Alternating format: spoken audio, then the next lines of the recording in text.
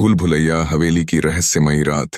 उत्तर प्रदेश के एक छोटे से गांव में एक प्राचीन हवेली थी जिसे लोग भूल भुलैया हवेली कहते थे। कहते हैं कि वहां जाने वाला कभी लौट कर नहीं आता। गांव के बुजुर्गों की माने तो हवेली में किसी अनजान शक्ति का वास था। कहानी की शुरुआत। आकाश, एक जिज्ञासु पत्रकार, उस गांव की कहानियों को सुनकर वहां रिपोर्टिंग करने पहुंचा।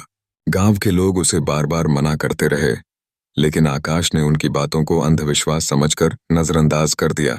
उस रात, चांदनी रात में हवेली एक डरावनी चुप्पी ओढ़े हुए थी। आकाश के कदमों की आवाज खाली गलियारों में गूंज रही थी। उसने अपनी टॉर्च जलाकर अंदर कदम रखा। हवेली का हर कमरा एक अलग रहस्य समेटे हुए था। दीवारों पर अजीब आकृतियां बनी हुई थीं और फर्श पर अज्ञात भाषा में कुछ लिखा हुआ था। अजनबी साया। जैसे ही आकाश ने हवेली के बीचों बीच बने कुएं के पास कदम रखा, अचानक ठंडी हवा का झोंका आया। उसने पीछे मुड़कर देखा, पर वहां कोई नहीं था। तभी एक अजीब सी हंसी सुनाई दी।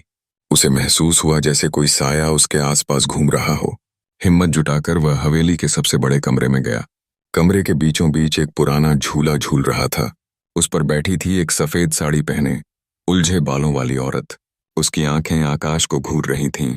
अचानक वह औरत हंसने लगी और कहा, तुमने यहां आकर बहुत बड़ी गलती कर दी है।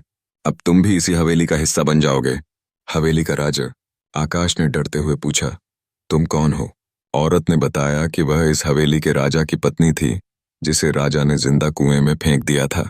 उसकी आत्मा आज भी यहाँ कैद है और हर रात जो कोई इस हवेली में आता है, उसकी आत्मा को भी वह अपने साथ कैद कर लेती है। भयानक अंत। आकाश ने भागने की कोशिश की, लेकिन हवेली के दरवाजे खुद ब खुद बंद हो गए। उसकी चीखें हवेली की दीवारों में गूंजती रहीं।